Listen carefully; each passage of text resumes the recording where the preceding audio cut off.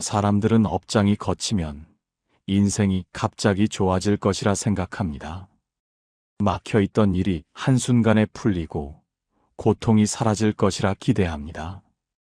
그러나 부처님께서는 그렇게 말씀하지 않으셨습니다. 업장이 거치기 시작할 때 가장 먼저 나타나는 것은 편안함이 아니라 미세한 변화라고 하셨습니다. 업은 눈에 보이지 않지만 분명한 흔적을 남깁니다.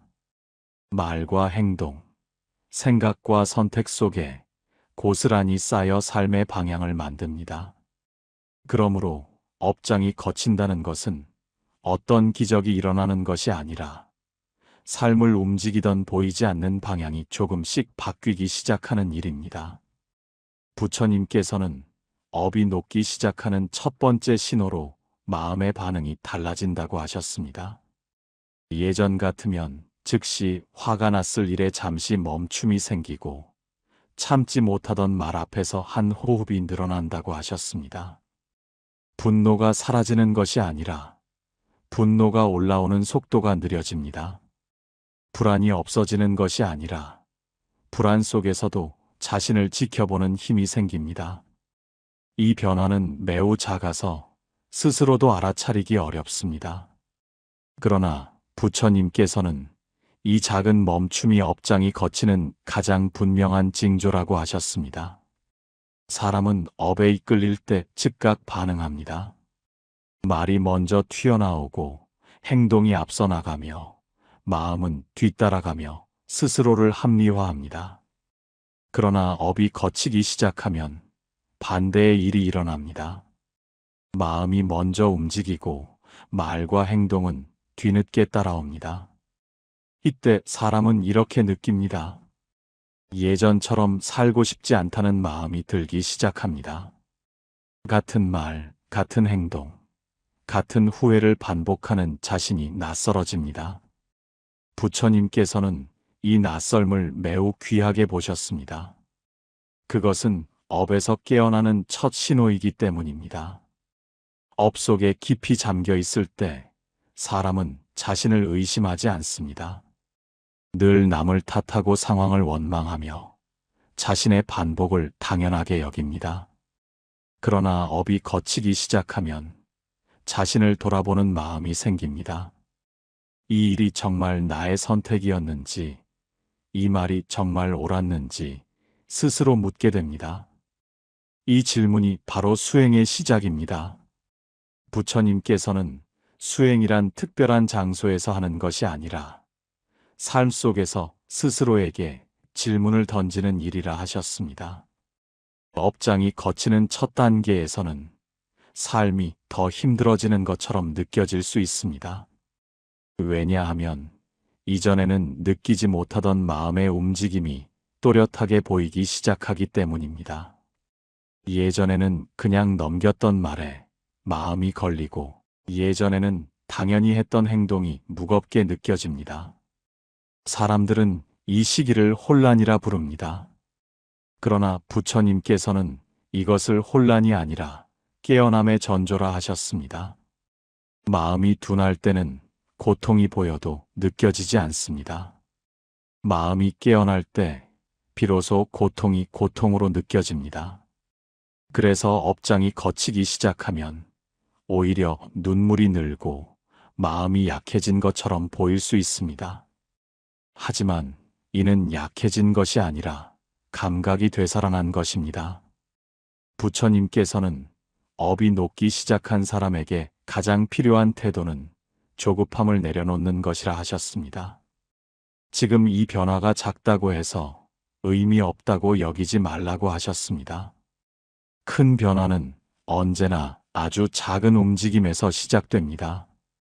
한 번 멈춘 말, 한 번 삼킨 분노, 한 번 돌아본 마음이 업을 걷는 첫 걸음이 됩니다. 지금 이 순간 예전과 조금 달라진 자신을 발견했다면 그것으로 이미 변화는 시작된 것입니다. 부처님께서는 말씀하셨습니다. 업은 한순간에 쌓이지 않았듯 한순간에 사라지지도 않는다고 하셨습니다. 그러나 거치기 시작한 업은 반드시 삶의 결을 바꾸어 놓는다고 하셨습니다. 업장이 거치기 시작하면 가장 먼저 변하는 것은 세상이 아니라 인연입니다. 사람들은 흔히 일이 풀리거나 형편이 나아지는 것을 변화라 생각하지만 부처님께서는 인연의 결이 먼저 달라진다고 말씀하셨습니다. 업은 홀로 작동하지 않습니다. 사람과 사람 사이, 말과 말 사이, 선택과 결과 사이에서 끊임없이 드러납니다. 그래서 업이 무거울수록 인연은 반복됩니다. 비슷한 갈등, 비슷한 상처, 비슷한 후회가 사람만 바뀐 채 되풀이됩니다. 부처님께서는 이것을 업의 고리라 하셨습니다. 끊어내려 애쓸수록 더 단단해지고 도망치려 할수록 더 빠르게 따라오는 고리입니다. 그러나 업장이 거치기 시작하면 이 고리에 미세한 균열이 생깁니다. 이전과 같은 상황이 찾아와도 마음이 예전처럼 반응하지 않습니다. 늘 상처 주던 말이 예전만큼 깊이 박히지 않고 늘 분노를 일으키던 사람 앞에서 한 발 물러서는 여유가 생깁니다. 부처님께서는 이 변화를 매우 중요한 징조로 보셨습니다. 인연을 대하는 태도가 바뀌면 업의 흐름도 함께 바뀌기 때문입니다. 업이 깊을 때 사람은 인연을 선택하지 않습니다. 끌려가듯 만나고 휩쓸리듯 반응하며 뒤늦게 후회합니다. 그러나 업이 거치기 시작하면 선택의 틈이 생깁니다. 지금 이 인연에 머물러야 할지, 이 말에 반드시 반응해야 할지 스스로에게 묻게 됩니다. 부처님께서는 이 물음이 생기는 순간을 수행의 큰 전환점이라 하셨습니다. 이전에는 질문조차 없던 자리에 판단과 지혜가 들어오기 시작했기 때문입니다. 이 시기에는 관계가 정리되는 경험을 하기도 합니다. 자연스럽게 멀어지는 사람이 생기고 이상하게 마음이 무거워지는 만남을 피하고 싶어집니다. 사람들은 이를 인연이 끊어진다고 표현하지만 부처님께서는 인연이 끊어지는 것이 아니라 업의 역할이 끝나는 것이라 하셨습니다. 모든 인연이 평생 이어질 필요는 없습니다. 어떤 인연은 고통을 통해 깨달음을 주기 위해 왔다가 그 역할을 다하면 물러납니다. 업이 거치기 시작한 사람은 이 이별을 붙잡지 않습니다. 억지로 매달리지도 자신을 탓하지도 않습니다. 부처님께서는 떠나는 인연을 붙잡는 마음 또한 업이 될 수 있다고 하셨습니다. 머물러야 할 인연과 보내야 할 인연을 구분하는 지혜가 필요하다고 하셨습니다. 이때 중요한 변화 하나가 더 나타납니다. 사람을 보는 기준이 달라집니다. 예전에는 나에게 잘해주는 사람, 나를 인정해주는 사람에게만 마음을 열었다면 이제는 나의 마음을 어지럽히지 않는 사람이 편안하게 느껴집니다. 부처님께서는 이것을 자비의 시작이라 하셨습니다. 자비는 남을 위해 희생하는 마음이 아니라 스스로를 해치지 않는 선택에서 시작된다고 하셨습니다. 업장이 거치는 과정에서 사람은 점점 조용해집니다. 말이 줄고 설명이 줄고 변명도 줄어듭니다. 인연 앞에서 자신을 증명하려 하지 않게 되기 때문입니다. 부처님께서는 자신을 증명하려는 마음이 줄어들수록 업도 함께 약해진다고 하셨습니다. 이 변화는 때로 외로움으로 느껴질 수 있습니다. 그러나 부처님께서는 이 외로움을 두려워하지 말라고 하셨습니다. 이 외로움은 고립이 아니라 정화의 과정이기 때문입니다. 시끄러운 인연이 물러난 자리에 비로소 고요한 마음이 들어옵니다. 업이 거치기 시작하면 모든 관계가 좋아지는 것은 아닙니다. 다만 불필요한 고통을 반복하는 관계가 줄어들기 시작합니다. 부처님께서는 이것을 업의 방향이 바뀌는 신호라 하셨습니다. 삶이 쉬워지기 전 인연이 먼저 가벼워진다고 하셨습니다. 업장이 거치기 시작하면 가장 분명하게 느껴지는 변화는 마음의 결입니다. 같은 상황을 마주해도 예전처럼 휘둘리지 않는 자신을 발견하게 됩니다. 부처님께서는 감정이 사라지는 것이 수행의 결과가 아니라고 하셨습니다. 분노도, 슬픔도, 불안도 여전히 올라오지만 그것에 끌려가지 않는 힘이 생기는 것이라 하셨습니다. 업이 무거울 때 마음은 감정과 하나가 됩니다. 화가 나면 내가 화가 되고 불안이 오면 내가 불안이 됩니다. 그러나 업이 거치기 시작하면 감정과 마음 사이에 간격이 생깁니다. 화가 나면서도 화가 올라오는구나 하고 알아차리게 됩니다. 부처님께서는 이 알아차림이 지혜의 씨앗이라고 하셨습니다. 알아차림이 생긴 순간 감정은 더 이상 주인이 아니라 손님이 됩니다. 예전에는 사소한 말에도 하루가 무너졌습니다. 잠자리에 들어서도 그 말이 머릿속을 떠나지 않았습니다. 하지만 이제는 같은 말을 들어도 마음 한켠에서 이렇게 말합니다. 이 감정은 잠시 머물다 갈 것이다 하고 말입니다. 부처님께서는 감정은 본래 머무르지 않는다고 하셨습니다. 머무르게 만드는 것은 감정이 아니라 집착이라고 하셨습니다. 업장이 거치기 시작하면 집착의 힘이 약해집니다. 그래서 감정은 와도 오래 머물지 못합니다. 이 변화는 처음에는 낯설게 느껴집니다. 내가 무감각해진 것은 아닌지, 마음이 차가워진 것은 아닌지 스스로를 의심하게 됩니다. 그러나 부처님께서는 이것을 무감각이 아니라 균형이라 하셨습니다. 마음이 흔들리지 않는 것이 아니라 흔들려도 다시 중심으로 돌아오는 힘입니다. 불안 또한 마찬가지입니다. 업이 깊을 때 불안은 미래 전체를 덮어버립니다. 아직 오지 않은 일로 오늘을 다 써버리게 만듭니다. 그러나 업이 거치기 시작하면 불안은 질문으로 바뀝니다. 지금 내가 할 수 있는 것은 무엇인가를 묻게 됩니다. 부처님께서는 이 질문이 삶을 바꾸는 질문이라고 하셨습니다. 미래를 통제하려는 마음에서 현재를 돌보는 마음으로 방향이 바뀌기 때문입니다. 슬픔도 달라집니다. 예전에는 슬픔이 오면 자신을 탓하며 더 깊이 빠져들었습니다. 이제는 슬픔이 와도 이렇게 말할 수 있습니다. 지금 마음이 아프구나 하고 말입니다.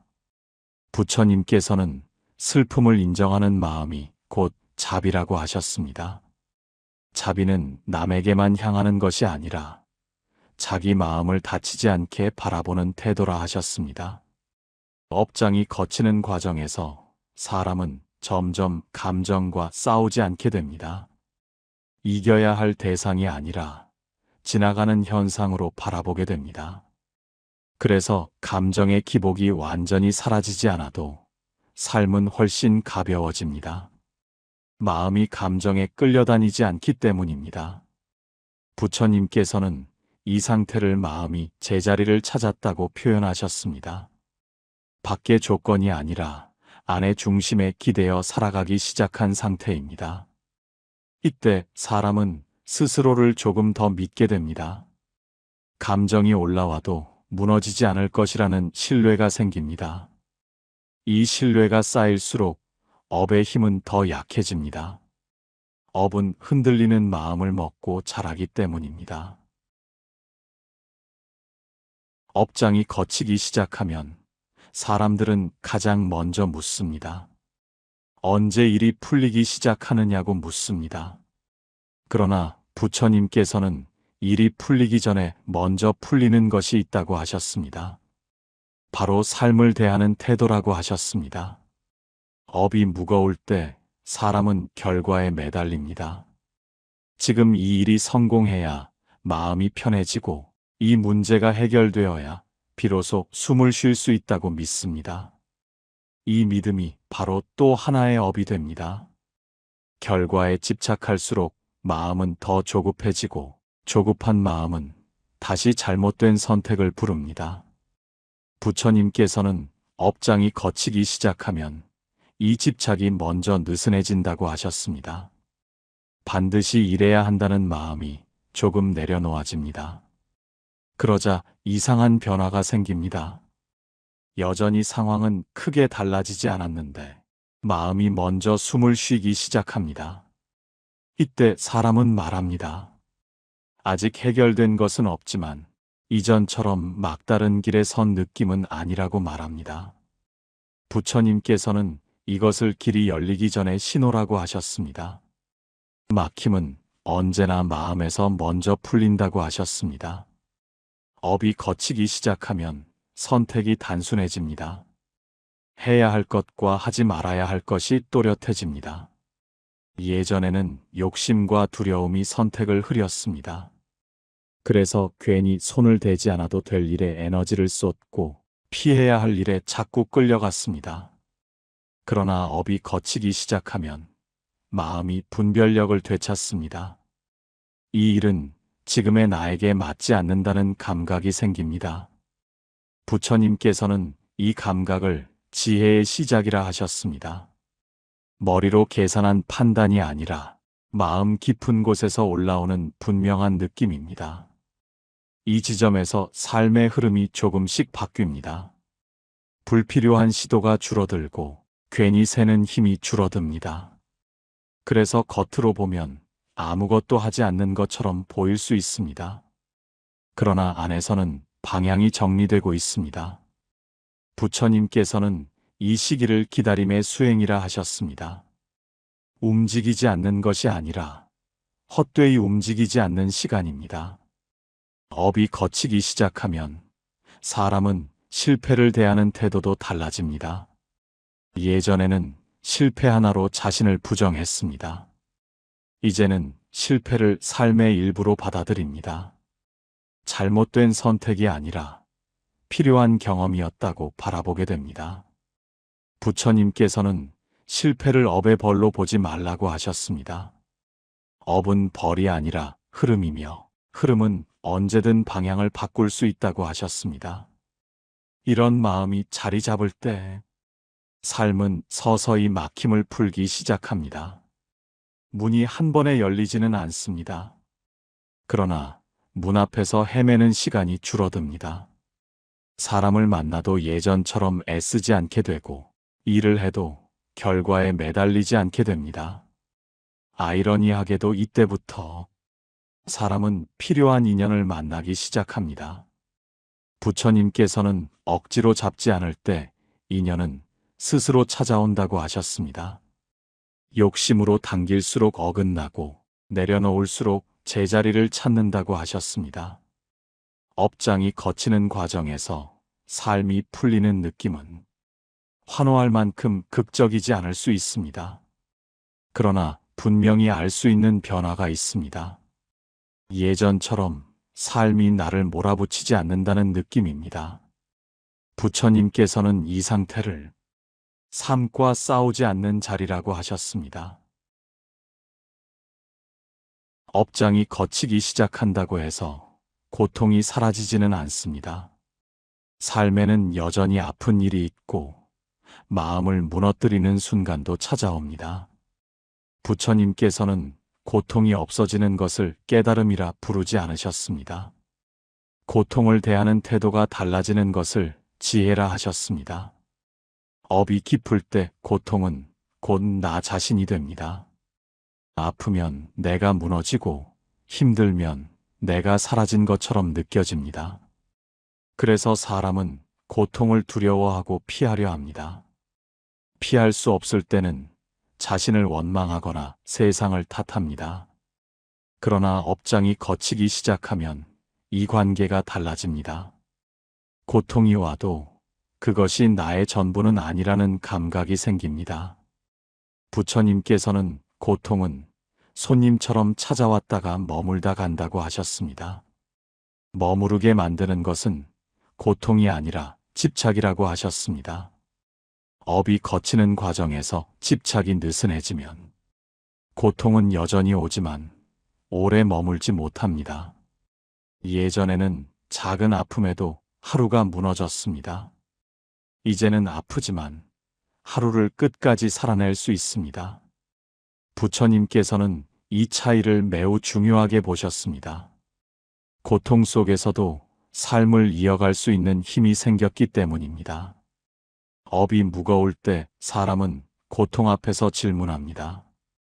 왜 나에게 이런 일이 일어나는지 묻습니다.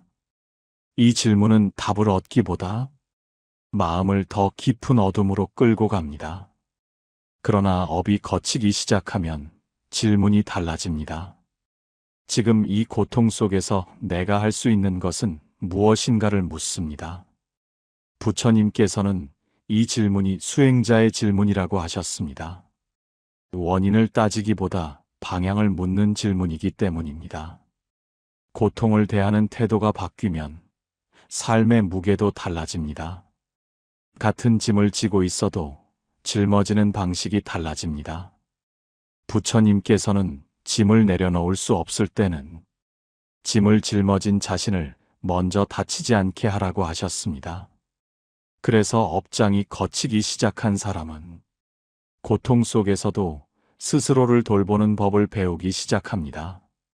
무리하지 않고 억지로 견디지 않고 아플 때는 쉬어도 된다는 허락을 자신에게 줍니다.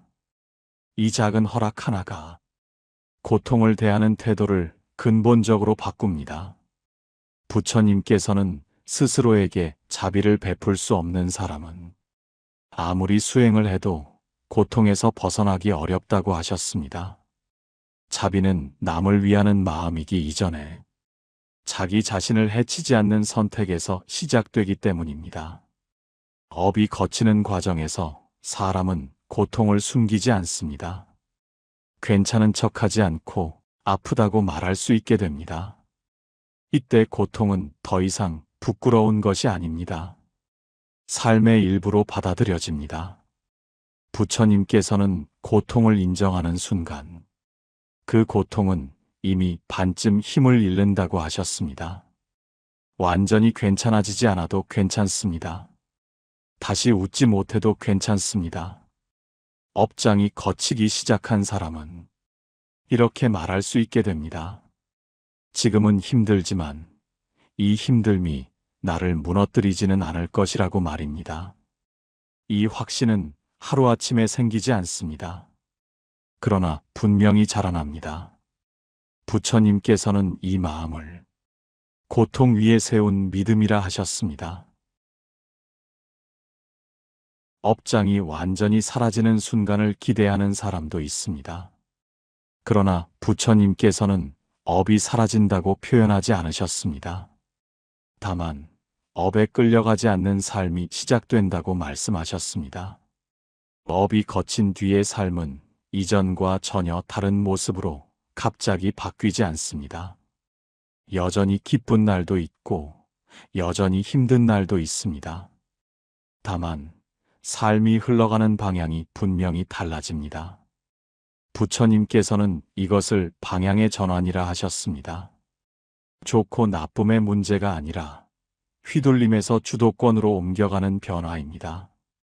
업이 깊을 때 사람은 늘 뒤늦게 깨닫습니다. 일이 벌어진 뒤에야 후회하고 상처를 입은 뒤에야 돌아봅니다. 그러나 업이 거친 뒤에는 삶의 속도가 달라집니다. 모든 일이 일어나기 전에 마음이 먼저 반응합니다.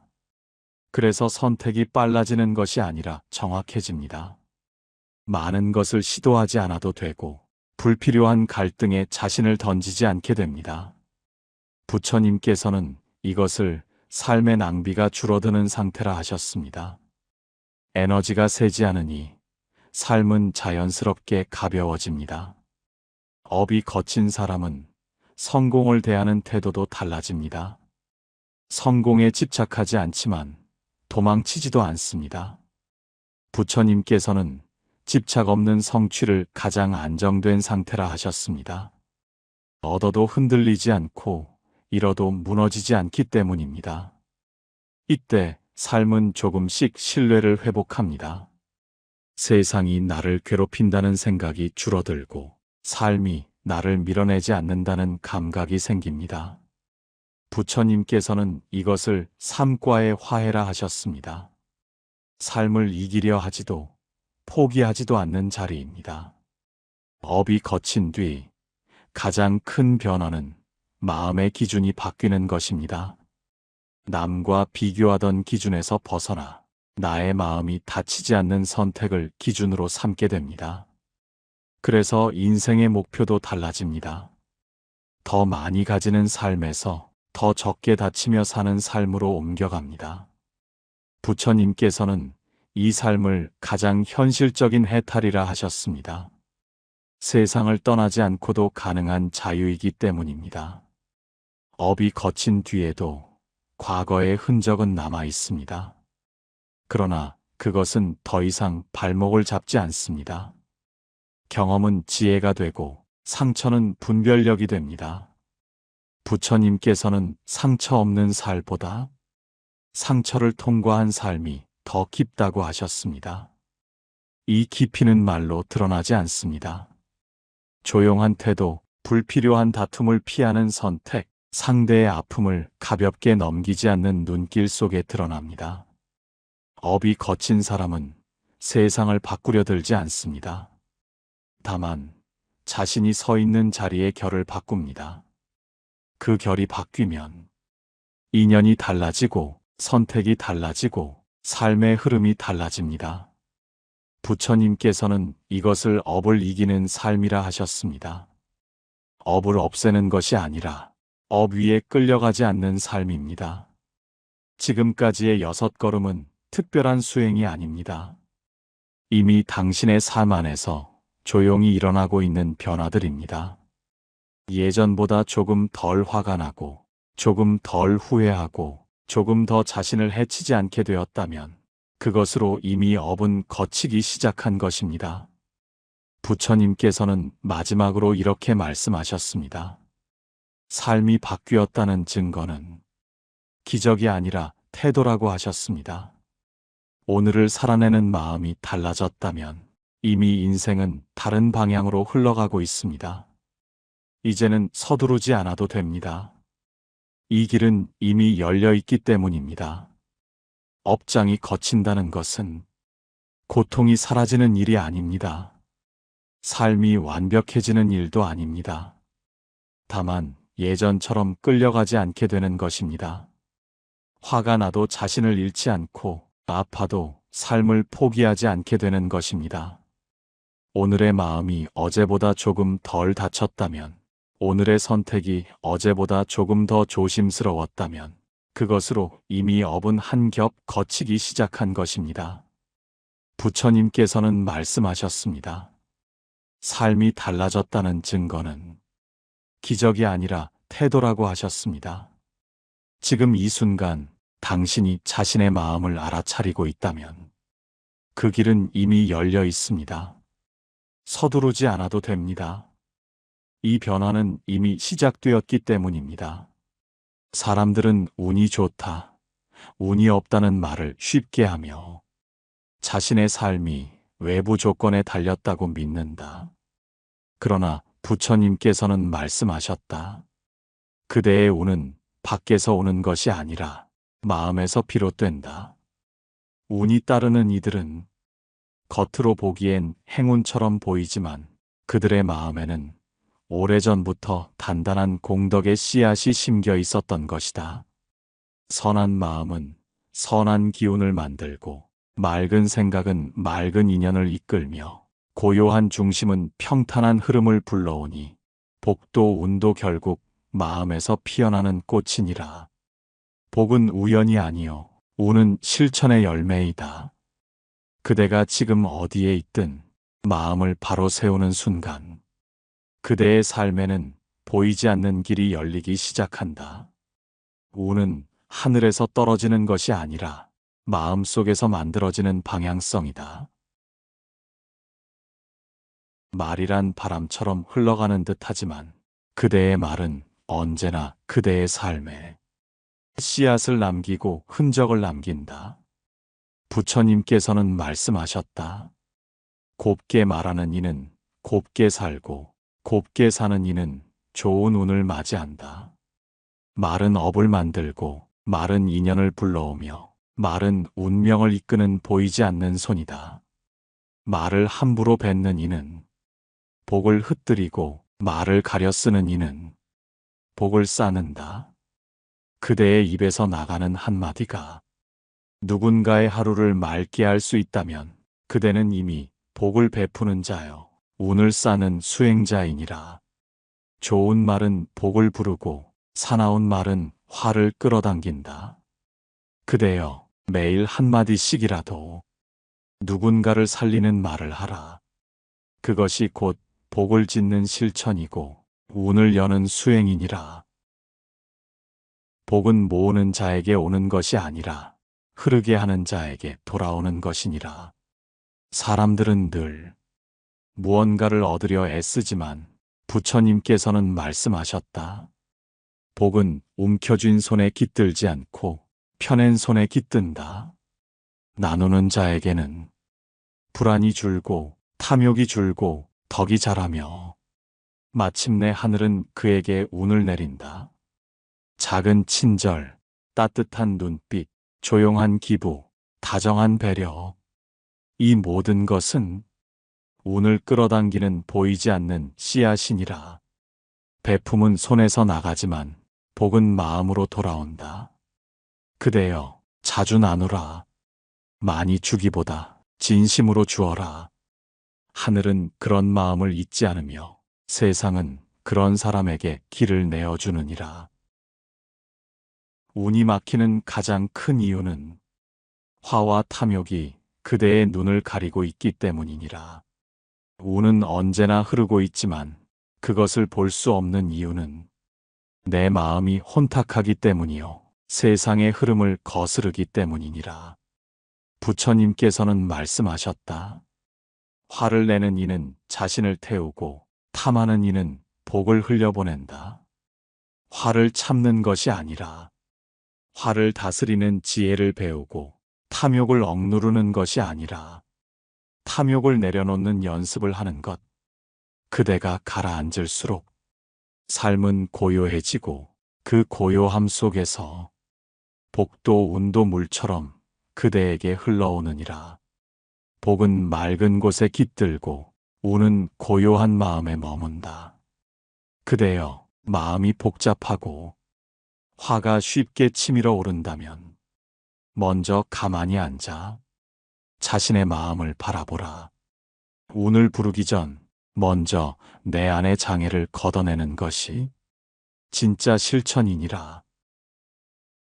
운이 좋아지고 싶다면 하루를 바꾸어야 한다. 하루의 말, 하루의 태도, 하루의 작은 결심이 곧 운명을 만드는 기초이니라. 복은 미래에 오지 않고 지금 이 순간의 실천 속에 머무르며 운은 먼 하늘에서 떨어지지 않고 오늘 그대가 만든 마음의 자리로 향하느니라. 복은 지금의 나를 살피는 데서 시작되고 운은 지금의 내가 실천하는 데서 자란다. 말 한마디에 덕을 담을 것, 얼굴빛에 다정함을 띌 것, 누구에게든 마음으로 인사할 것, 하루에 한 번은 참을 것, 작게라도 나눌 것, 그 작고 소박한 실천들이 그대 삶에 고요한 복을 피우고 보이지 않는 길을 트며 세상이 그대에게 길을 내어주는 복된 운명의 시작이 되느니라. 복은 실천의 향기이고 운은 마음의 빛이다.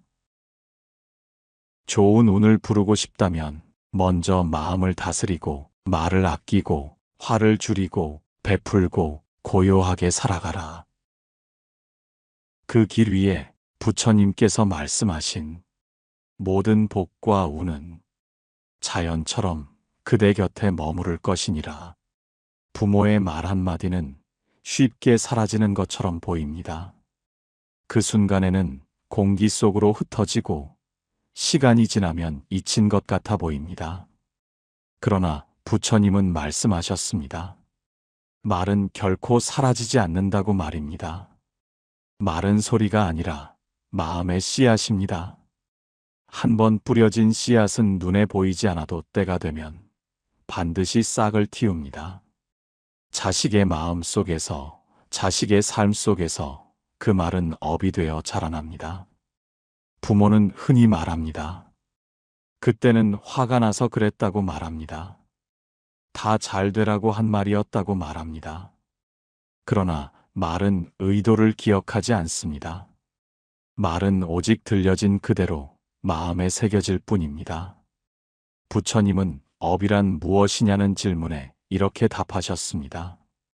의도와 행위와 그 결과가 서로를 떠나지 않는 것이라고 말입니다. 부모의 말은 의도와 상관없이 자식의 마음에 흔적으로 남습니다. 그 흔적이 반복되면 성향이 되고, 성향은 결국 삶의 방향이 됩니다. 너는 왜 그것밖에 못하느냐는 말. 다른 아이들은 다 잘하는데 라는 말. 그 정도로 힘들어하면 앞으로 어떻게 살겠느냐는 말. 부모에게는 스쳐간 말이지만 자식에게는 자신을 규정하는 기준이 됩니다. 부처님은 비교를 가장 경계하셨습니다. 비교는 마음을 나누고 나뉜 마음은 스스로를 해치기 시작한다고 하셨습니다. 자식은 부모의 말로 자신을 비교하고 자신을 깎아내리며 스스로를 사랑하지 못하는 업을 짓게 됩니다. 부모는 자식을 가르친다고 생각합니다. 그러나 말은 가르침보다 먼저 자식의 존재 자체를 판단합니다. 그 판단이 반복될수록 자식은 있는 그대로의 자신을 부정하게 됩니다. 부처님은 이렇게 말씀하셨습니다. 사람은 태어날 때 이미 충분한 존재라고 말입니다. 그러나 부모의 말이 그 충분함을 지워버릴 때 자식은 평생 무엇인가를 증명하려 애쓰며 살아가게 됩니다. 그 애씀은 곧 업이 됩니다. 말은 칼보다 깊이 들어갑니다. 상처가 보이지 않기에 더 오래 남습니다. 부모의 말 한마디는 자식을 일으켜 세울 수도 있고 조용히 무너뜨릴 수도 있습니다. 부처님은 먼저 입을 살피라 하셨습니다. 손보다 발보다 먼저 말이 업을 짓기 때문입니다. 말이 거칠면 마음이 거칠어지고 마음이 거칠면 삶이 거칠어집니다. 자식의 삶이 유난히 무거워 보일 때 부모는 먼저 돌아봐야 합니다. 내가 어떤 말을 반복해 왔는지, 어떤 기준을 심어 주었는지, 어떤 두려움을 말로 전해 주었는지 말입니다. 부모의 말은 사라지지 않습니다. 형태만 바뀌어 자식의 업으로 남습니다. 그 사실을 알아차리는 순간 이미 업은 조금씩 느슨해지기 시작합니다. 부모의 말은 대부분 사랑에서 시작됩니다. 잘 되기를 바라는 마음, 다치지 않기를 바라는 걱정, 세상에서 살아남기를 바라는 두려움에서 나옵니다. 그래서 부모는 스스로 말합니다. 사랑에서 한 말이었다고 말입니다. 그러나 부처님은 사랑과 집착을 분명히 구분하셨습니다. 사랑은 자유롭게 하지만 집착은 묶어둔다고 하셨습니다. 사랑에서 나온 말은 자식을 숨쉬게 하지만 집착에서 나온 말은 자식을 조용히 옥죄입니다. 왜 그렇게밖에 못하느냐는 말은 걱정에서 나왔을지 모릅니다. 그런 선택을 하면 안 된다는 말도 보호하고 싶은 마음에서 나왔을지 모릅니다. 그러나 자식의 마음에 남는 것은 부모의 의도가 아니라 나는 부족한 사람이라는 메시지입니다. 부처님은 말의 무게를 이렇게 설명하셨습니다. 같은 말이라도 듣는 이의 마음 상태에 따라 업의 깊이가 달라진다고 하셨습니다. 어린 마음, 약한 마음, 흔들리는 마음일수록 말은 더 깊이 새겨집니다. 부모는 이미 세상을 살아본 사람입니다. 그러나 자식은 이제 세상을 배우는 중입니다. 그 배움의 첫 기준이 부모의 말입니다. 그 말이 두려움으로 가득 차 있다면 자식의 세상은 처음부터 위협적인 곳이 됩니다. 조심해라. 실수하면 안 된다. 그렇게 하면 실패한다. 이 말들은 모두 사랑처럼 보이지만 자식의 마음에는 세상은 위험하다는 그림을 그려 넣습니다. 부처님은 두려움에서 나온 말은 반드시 또 다른 두려움을 낳는다고 하셨습니다. 두려움은 자식을 안전하게 하지 않습니다. 오히려 스스로를 믿지 못하게 만들고 늘 눈치를 보며 살아가게 합니다. 부모는 자식이 강해지길 바랍니다. 그래서 더 단단해지라고 말합니다. 그러나 단단함은 꾸짖음으로 만들어지지 않습니다. 부처님은 단단함은 이해와 신뢰에서 자란다고 하셨습니다. 괜찮다는 말 한마디, 그래도 된다는 말 한마디, 너는 그 자체로 충분하다는 말 한마디, 이 말들이 자식의 마음을 지탱하는 기둥이 됩니다. 그러나 많은 부모는 이 말을 아끼고 대신 지적과 비교를 더 자주 사용합니다. 왜냐하면 그 말이 더 효과적일 것이라 믿기 때문입니다. 하지만 부처님은 분명히 말씀하셨습니다. 효과적인 말이 아니라 해가 되지 않는 말을 먼저 하라고 말입니다. 사랑이라는 이름으로 던진 말이 자식의 마음을 움츠러들게 했다면 그 말은 이미 사랑이 아닙니다. 그것은 두려움이 입을 빌려 나온 모습입니다. 부처님은 이렇게 가르치셨습니다. 자식을 위한다면 먼저 자신의 마음을 살피라고 말입니다. 불안한 마음에서 나온 말은 반드시 불안을 전해주기 때문입니다. 자식이 쉽게 위축되고 스스로를 자주 탓하며 실패를 두려워한다면 그 뿌리에는 사랑이라는 이름으로 반복된 말들이 있습니다. 내 말은 사랑이었는가 아니면 두려움이었는가? 그 질문을 정직하게 마주하는 순간 부모의 말은 조금씩 달라지기 시작합니다. 그리고 그때부터 자식에게 남겨진 업도 서서히 풀리기 시작합니다.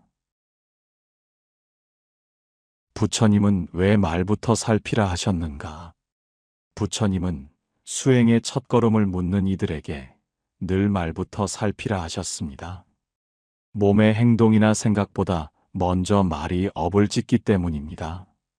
말은 마음이 밖으로 드러나는 가장 빠른 길입니다.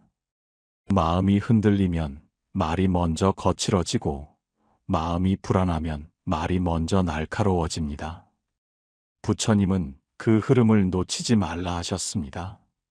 우리는 흔히 행동만을 업이라 생각하며 무엇을 했는지, 어떤 선택을 했는지를 돌아봅니다. 그러나 부처님은 말 또한 행동이며 말은 마음의 방향을 결정하는 힘이라고 가르치셨습니다. 부모의 말은 자식에게 세상을 설명하는 언어입니다. 세상이 위험한 곳인지, 도전해도 괜찮은 곳인지, 실수해도 다시 일어설 수 있는 곳인지를 부모의 말이 먼저 가르칩니다. 그래서 부처님은 말을 가볍게 여기지 말라 하셨습니다. 한 번 던진 말은 듣는 이의 마음 속에서 오래 머물며 생각이 되고 습관이 되고 결국 삶의 태도가 되기 때문입니다. 부처님은 바른 말의 기준을 분명히 하셨습니다. 진실한가, 부드러운가, 필요한가, 이 세 가지를 갖추지 못한 말은 침묵보다 못하다고 하셨습니다. 부모는 자식에게 진실을 말해야 한다고 생각합니다. 그러나 진실이라는 이름으로 상처를 그대로 던질 때가 많으며 부처님은 진실이라도 자비를 잃으면 업이 된다고 하셨습니다. 너는 아직 부족하다는 말이 사실일 수 있습니다.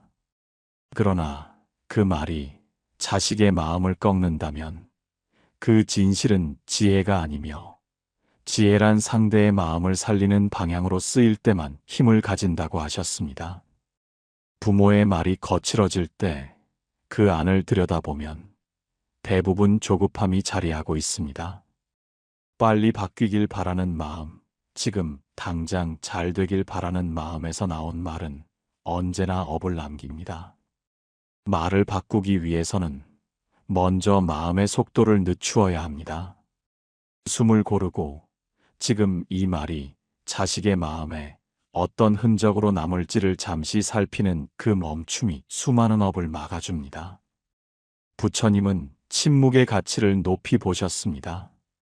할 말이 없어서가 아니라 말이 업이 될 때를 알았기 때문이며, 부모가 잠시 말을 멈추는 순간 자식의 마음은 비로소 숨을 쉽니다. 말이 줄어들면 자식의 이야기가 들리기 시작합니다. 꾸짖음이 멈추면 자식의 마음이 드러나기 시작하며, 부처님은 듣는 수행이 말하는 수행보다 깊다고 하셨습니다. 자식의 문제를 고치려 하기보다 먼저 말을 고요하게 하는 것, 그것이 부처님이 가르친 가장 현실적인 수행이었습니다. 말이 고요해질수록 자식의 업은 더 이상 자라지 않습니다. 그리고 그 고요 속에서 자식은 스스로 설 수 있는 힘을 키워갑니다. 자식의 고통은 어느 날 갑자기 시작되지 않습니다. 눈에 띄는 사건이나 큰 실패가 먼저가 아니라 반복된 말과 분위기 속에서 서서히 쌓여갑니다. 부모는 흔히 자식의 고통을 결과로만 봅니다. 성적이 떨어졌기 때문이라고 말하고, 의욕이 없어서 그렇다고 말하며, 요즘 세상이 힘들어서 그렇다고 말합니다. 그러나 부처님은 결과를 보기 전에 원인을 보라 하셨습니다. 자식의 마음이 위축되기 시작하는 순간은 아주 작습니다. 한 번의 꾸짖음이 아니라 반복된 평가에서 시작됩니다. 한 번의 비교가 아니라 늘 다른 기준에 놓이는 경험에서 시작됩니다. 부처님은 마음이 상하는 과정을 물방울에 비유하셨습니다. 한 방울의 물은 바위를 뚫지 못하지만 같은 자리에 계속 떨어지면 결국 바위를 파낸다고 하셨습니다. 부모의 말도 이와 같습니다. 너를 위해서 하는 말이라는 문장, 다 너 잘 되라고 하는 말이라는 설명, 그 말들이 반복될수록 자식의 마음은 점점 스스로를 의심하기 시작합니다. 나는 충분하지 않다는 생각, 나는 늘 부족하다는 느낌, 나는 조건이 맞아야 사랑받을 수 있다는 믿음, 이 생각들이 쌓여 자식의 마음을 무겁게 합니다. 부처님은 고통의 가장 깊은 뿌리를 무지라 하셨습니다. 여기서 말하는 무지는 모르는 상태가 아니라 자기 자신을 바르게 알지 못하는 상태입니다. 자식이 자신의 가치를 부모의 말로만 판단하게 될 때 그 무지는 깊어집니다. 부모는 자식을 보호한다고 생각하지만 말로 자식의 삶을 대신 살아주려 할 때가 많습니다. 이 길은 위험하다고 말하고, 그 선택은 틀렸다고 말하며, 이렇게 해야 산다고 말합니다. 그 말들은 경험에서 나온 조언일 수 있지만 자식의 마음에는 신뢰받지 못한다는 메시지로 남습니다. 부처님은 사람은 스스로 깨닫지 않으면 진짜로 자라지 않는다고 하셨습니다. 대신 결정해주고 대신 판단해주는 말은 편할 수 있지만 자식의 마음을 단단하게 만들지는 못합니다. 자식이 쉽게 불안해하고 실패를 두려워하고 선택 앞에서 주저한다면 그 시작에는 늘 누군가의 말이 있습니다. 그 말은 꾸짖음이었을 수도 있고 지나친 조언이었을 수도 있으며 걱정이라는 이름의 통제였을 수도 있습니다. 부처님은 고통을 없애려 하기보다 고통이 자라지 않게 하라고 가르치셨습니다. 이미 상처가 된 마음을 억지로 고치려 들기보다 더 이상 상처가 쌓이지 않게 하라는 뜻입니다. 부모의 말이 바뀌지 않으면 자식의 고통은 형태만 바꾸어 반복됩니다. 겉으로는 잘 지내는 것처럼 보여도 마음속에서는 늘 자신을 채찍질하며 살아가게 됩니다. 부처님은 이렇게 물으셨습니다. 그대는 자식의 삶을 돕고 있는가, 아니면 대신 짊어지고 있는가? 이 질문 앞에서 많은 부모는 잠시 침묵하게 됩니다. 자식의 고통은 부모의 실패를 의미하지 않습니다. 그러나 부모의 말이 그 고통을 키웠을 가능성은 분명히 돌아봐야 합니다. 그 돌아봄이 참회이고 수행의 시작입니다. 자식의 고통은 밖에서 시작되지 않습니다. 가장 가까운 말에서, 가장 익숙한 목소리에서 시작되는 경우가 많습니다. 그 사실을 외면하지 않고 바라볼 수 있을 때 부모는 비로소 자식의 고통을 덜어주는 자리에 서게 됩니다. 부처님은 언제나 고통의 책임을 남에게서 찾지 말라 하셨습니다. 특히 가까운 인연일수록 먼저 자신을 돌아보라 하셨습니다. 부모와 자식의 관계에서는 이 가르침이 더욱 깊게 적용됩니다.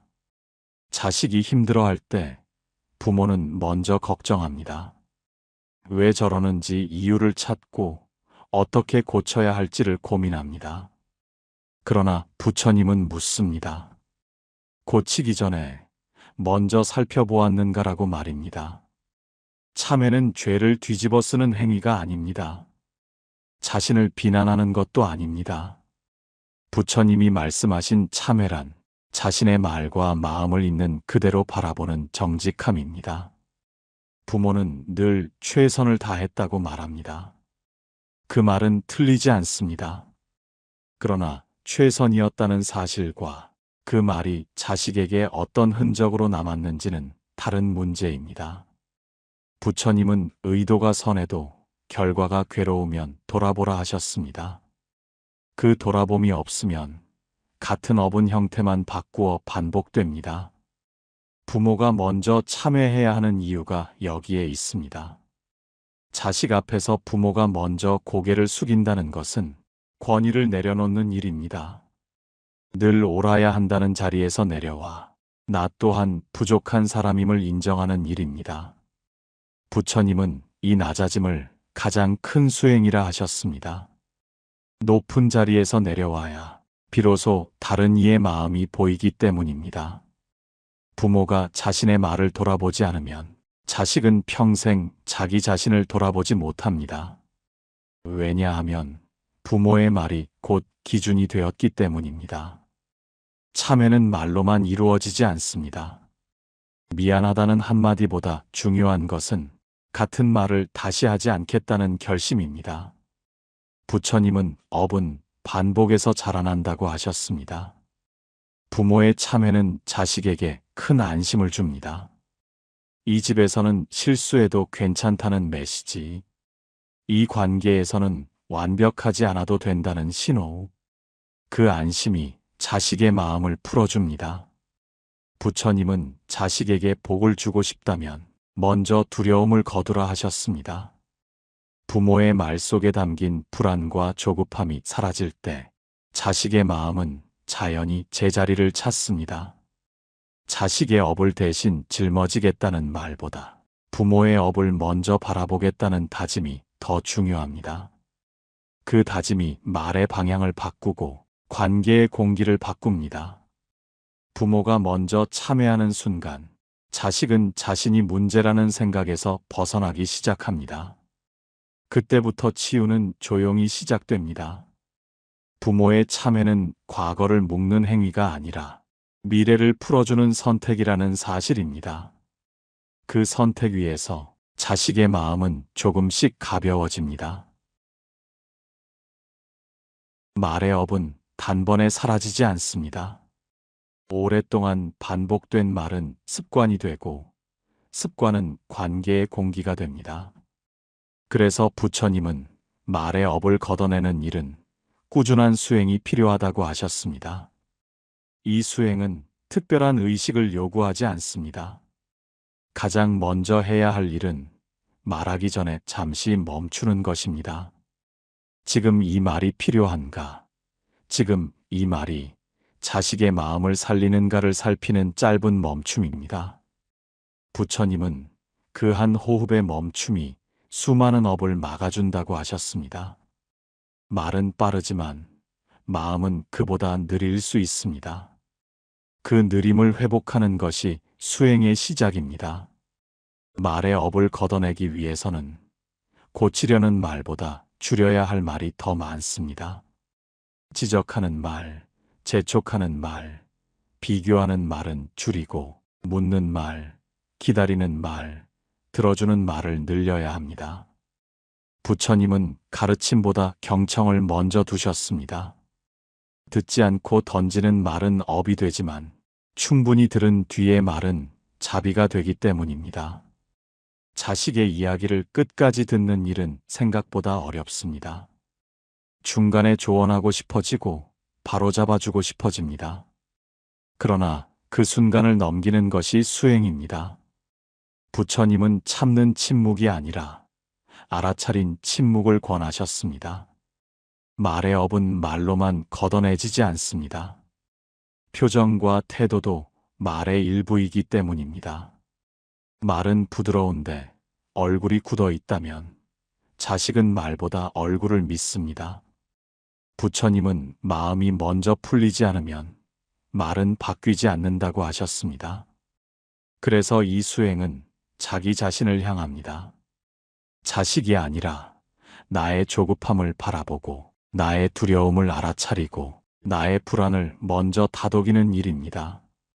부모의 마음이 고요해질수록 말은 자연히 단순해집니다. 설명은 줄어들고 판단은 느려지며 그 자리에 신뢰가 들어옵니다. 이 신뢰가 자식의 마음을 단단하게 만듭니다. 부처님은 수행의 성과를 서두르지 말라 하셨습니다. 오늘 한 말이 당장 변화를 만들지 않아도 괜찮다고 하셨습니다. 중요한 것은 방향입니다. 말의 방향이 바뀌면 업의 방향도 바뀝니다. 말의 업을 걷어내는 수행은 조용합니다.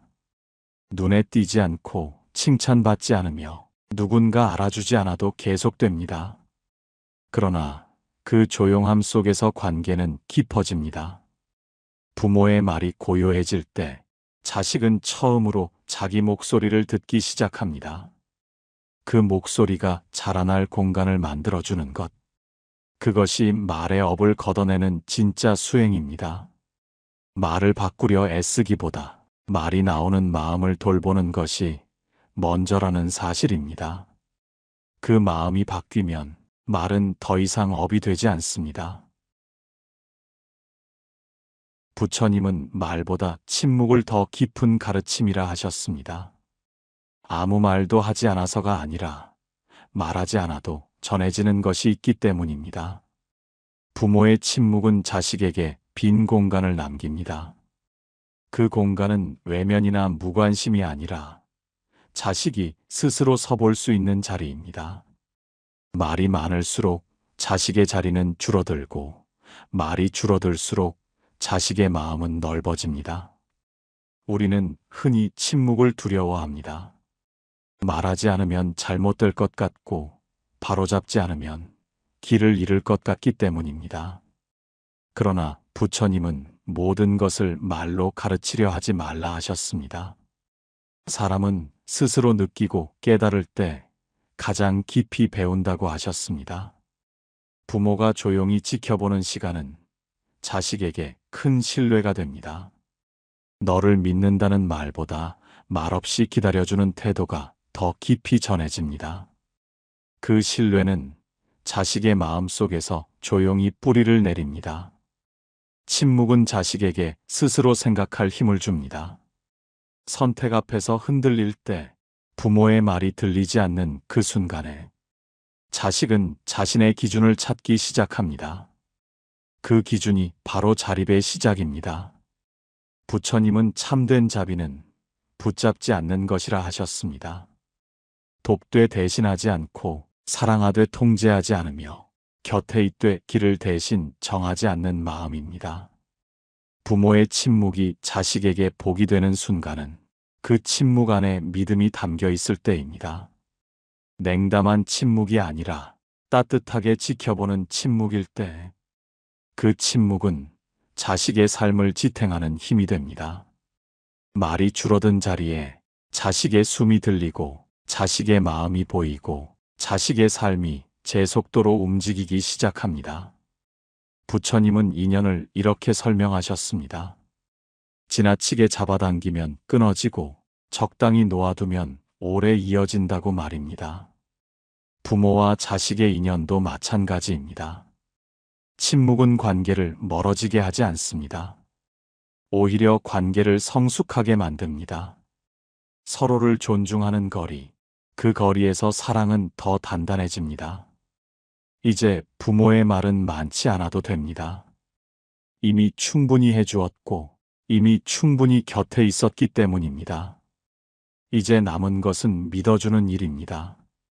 부모의 말 한마디가 자식의 업이 될 수도 있지만, 부모의 침묵 한순간은 자식의 복이 될 수 있습니다. 그 복은 눈에 띄지 않지만 자식의 삶이 흔들릴 때마다 조용히 힘이 되어줍니다. 이 7불을 지나오며 우리는 한 가지를 배우게 됩니다. 자식을 바꾸려 애쓰기보다 부모의 말과 마음을 먼저 고요히 하는 것이 가장 깊은 사랑이라는 사실입니다. 부처님은 마지막으로 이렇게 남기셨습니다. 사랑은 말로 완성되지 않고 침묵 속에서 익어간다고 말입니다. 그 침묵이 자식에게 가장 큰 복으로 남기를 바랍니다.